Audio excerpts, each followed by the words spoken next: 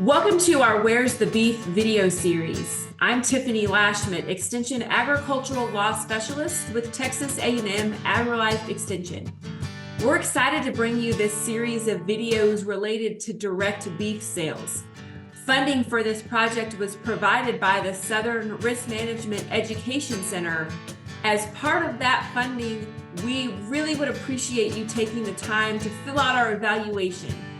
We'll have a link to the evaluation in the notes below. We'll also have a link and a QR code available at the beginning, middle, and end of each video. In order to fill out our grant reports and complete our grant funding, we really need results from these evaluations. So we are pleading with you, if you watch these videos, please take time to fill out the very quick, very short evaluation.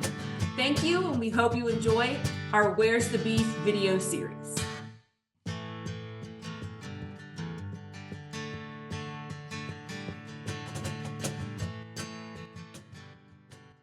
I'm the sole owner and operator of Halo K Cattle, and what we do is we sell beef direct to the consumer in a ranch to market kind of operation. What makes us a little atypical in the direct beef sales kind of space is we only sell halves, quarters, and whole animals, really by a function of the labor intensity that it takes to do it the other way.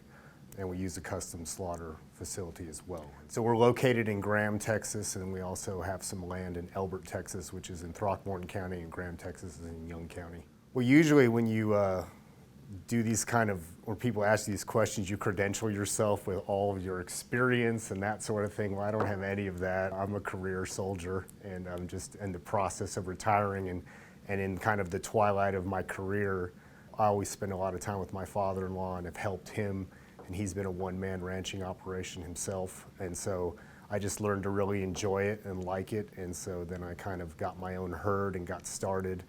And when we first discussed kind of working together, even though he has his thing and I have mine, he's like, I'd really like to innovate, now that you're coming in and take a fresh look at things. And so this was kind of one of the ways that we kind of innovated together, but this is kind of my portion of what we do. Yeah, so the cattle we raise are all Black Angus, 100% with registered bulls and Black Angus moms. They're all grass-fed. Really, the reason that they're grass-fed is we market primarily to the Austin area because the custom processor that we use is in Lampasas, and it's essentially the closest one. But really, doing grain-fed or grain finishing is so labor intensive as a one kind of person show, being able to segregate this amount of head and feed them every day, especially when I was still kind of actively serving on active duty, it just wasn't really doable.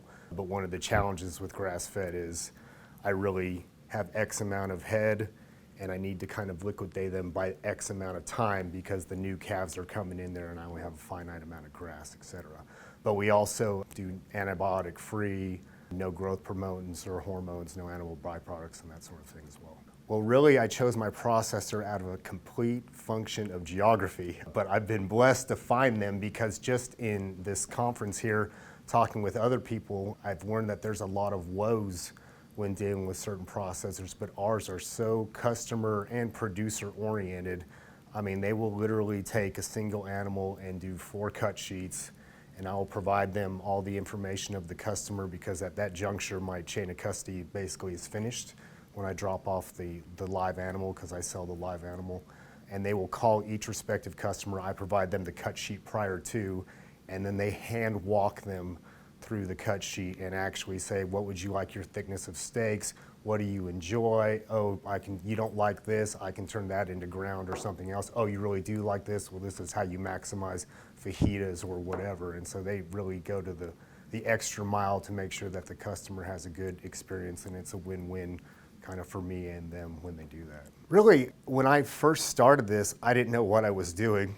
Full disclosure, I still kind of don't know what I'm doing, but when I really started off, I was just like, the people that have somewhat of an interest in this are in Austin, and I didn't really have any other place that I was looking for, and plus, I have to truck my cattle, a good 3 hours to Lampasas, and then the customer picks up the finished beef about an hour out of their way, and so that function of geography was the major reason. but I'm really lucky that I found them. Yeah. Well, my final duty station in the Army was in Austin, and my kids go to school there. I'm married, etc. And so our network there, because the people that we first sold to were basically friends, work colleagues, etc., and it's kind of expanded from them. So it's not solely limited to Austin. We sell to people in the Triangle, in small towns, in Houston, in Dallas, etc. But really having that proximity to Austin with the processor was really key. And I think we're going to continue to use them even when our whole entire family moves up to Graham, which is happening in the next year or so. I think that the Austin consumer is very conscious about a couple things. The way we kind of market our beef is we say that we have Black Angus genetics with ethically treated animals. We don't really do any of the traditional, it's gentle handling techniques. We don't use cattle prods or dogs or anything like that. Not to say there's anything wrong with that, but we just don't do it. And then we try to maintain a really sustainable environment. So all those kind of input things in the process are important to the consumers, but we feel like if we treat our cattle that way, you end up with a good end product, because kind of happy cattle become flavorful and tender cattle as well when they become beef. As far as the grass-fed, there seems to be kind of a swell of people desiring that. For what reason, I'm not exactly sure. They might be purported health benefits, or they just might like the taste or whatever, but there's more people asking for that. And so it was kind of a mix that's really essentially all I can do at this juncture. And I do, from a economic or profitability standpoint, I do leave money on the table, because the cattle that I ship, they're not 1,200 or 1,400 pounds. I mean, they're about 18 months and they're about 1,000 and some change.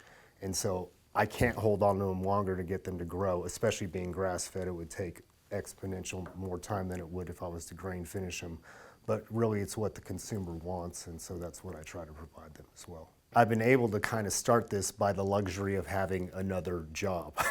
This is about to become my primary job. But the thought to me, it takes a lot out of you kind of ranching on the weekends or taking time off of your work and going up there and doing a power hour, whether it's a project or whatever, besides just working cattle, et cetera. So it's a time commitment in that respect. And I feel like I'm barely making it just taking care of the animals.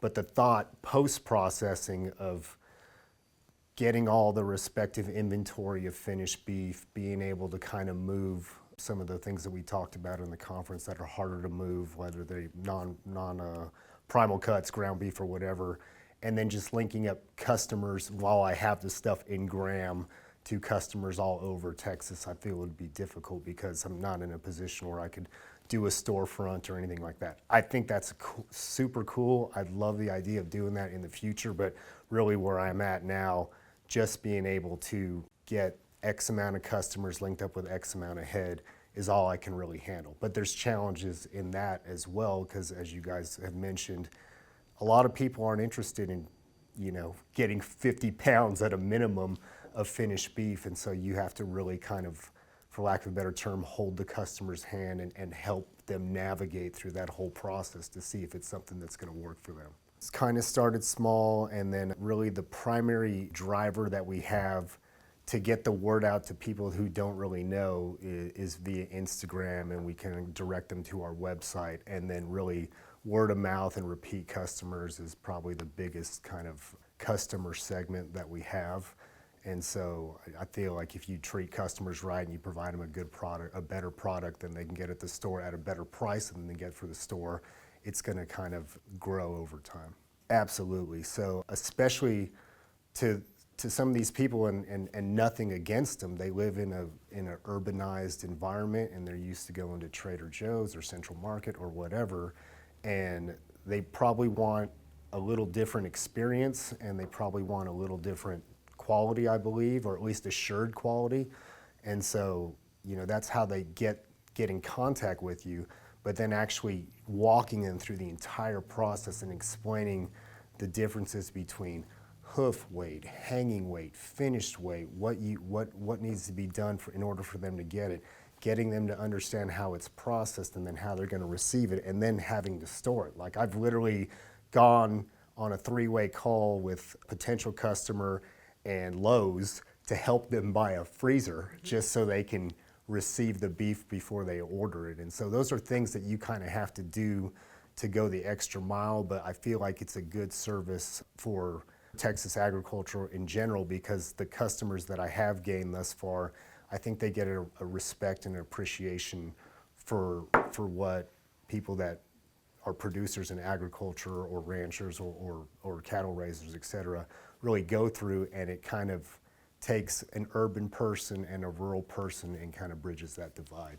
Yes, I do. So it's kind of an interesting dynamic because I first started off with just the normal things that you might see on like a rancher Instagram, pretty pictures, videos of cows, that sort of thing.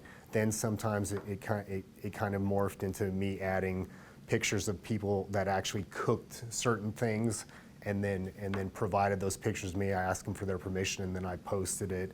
And then now I'm starting to get a lot of different information or a lot of different pings from different communities that are basically beef advocates in their own right. So in Austin, there's a pretty large subset of the population that are pure carnivore diet people, and they do it for health reasons. They're very physically fit, and they feel like that's the optimal fuel for them to do what they want to do. That's kind of parlayed itself into me sharing more about, you know, what I think the benefits are of protein-based diet. And then I've also been in contact with other people that really help dispel some of that misinformation about how beef is bad for you and helping counter the narrative about some of the artificial meat, plant-based protein stuff as well. So I don't delve in there too hard and get like hyper political on it, but I do consider myself a resource of information for people if they have those questions.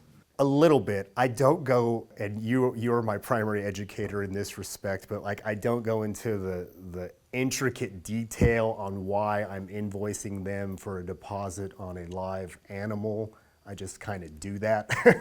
And then I ensure that I receive a deposit from them and I have some of those disclaimers on the actual invoice that they get, which is more legal protection for me and them, but to another extent, it's part of that education process as well, even though I don't go into great detail on why it's a live animal and, you know, what's the difference between a state inspected facility and yada yada.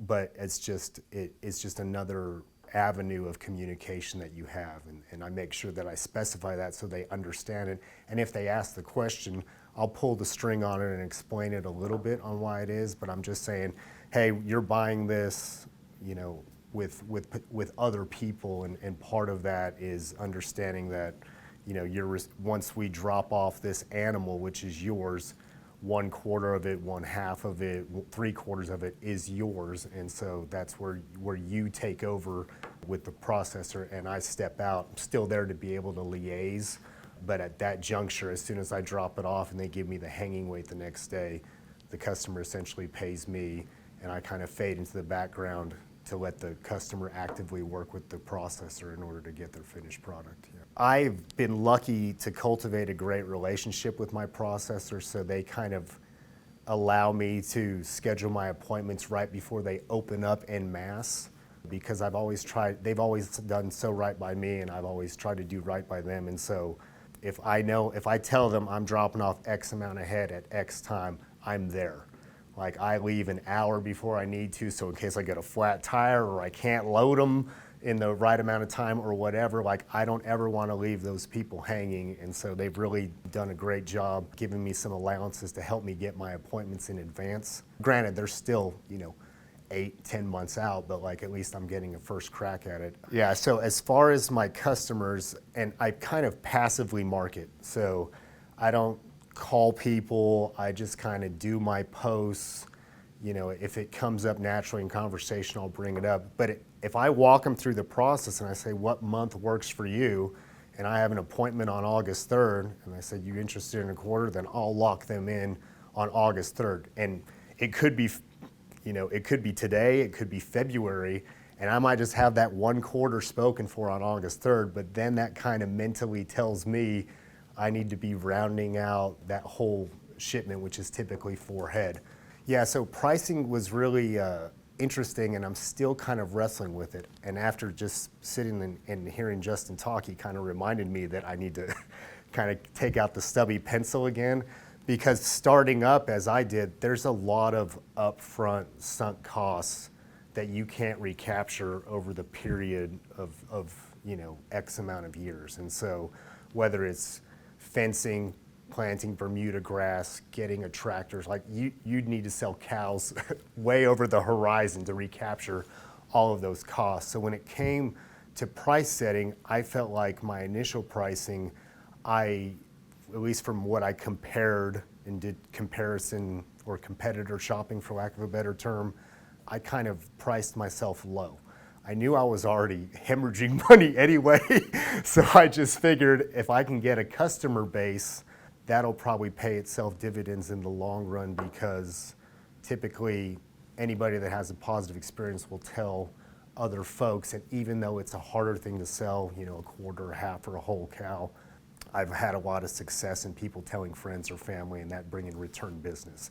And so another thing that I do when it comes to pricing is kind of a customer loyalty discount, I call it. I don't frame it like that, but if they bought, a half for X amount per pound for hanging weight in 2022, I will honor that price in 2023. And then that just kind of helps them come back. But then, I've only been really selling this for I've just finished my third year.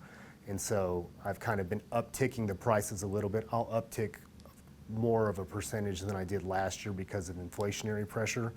But anybody that bought from me for this year for X dollar, I will honor that price for this year. And then the subsequent year, they'll pay the previous year's price. So they're basically stair-stepped behind 1 year as far as what the current cost is for that year. Well, I guess the best way that I could explain this to anybody getting started is you don't know what you don't know. And so even if you've just thought this through and sketched it all out and have your whole graphs and charts and like timelines and all that kind of stuff, there's just going to be some snake in the grass that just surprises you. And so I would just say to people, don't get discouraged, and kind of be cognizant that that's going to happen, and just be resilient, because you can't plan for every contingency. And even if I think everything is going to go smooth, there's going to be I don't have like a specific example, but just little things that happen around the property or during the whole process, or somebody not being able to figure out Venmo, or somebody calling you 3 days before and saying, I don't want it. All those things are potential pitfalls that happens when you engage in this kind of business, and it's just part of doing the business. And so, you can have, just like a customer interaction with the producer, you can have 9 great interactions, but then if they have a bad interaction, it kind of taints everything. You can't let that infect you if you have a bad customer interface. It's just, it's just going to happen, and people just got to kind of roll with it. There's a lot of barriers to entry, and so most of them fiscal. So I would just say, if it's something that you want to do, first of all, reach out to somebody like me or whomever that does it to try and get some kind of first-rate ground truth on what it takes. But don't expect to kind of like acquire land, get amount of cattle, raise feeders, and do it, and then turn a profit or something like that. It has to be a very methodical, incremental kind of graduation into this line of work. And then maybe if you're really starting out, maybe doing the commercial thing first, where you take them to the sale barn just to kind of learn the ins and outs on how it generally works, and then you can kind of call audibles from that when you kind of go into the direct to consumer or direct sales.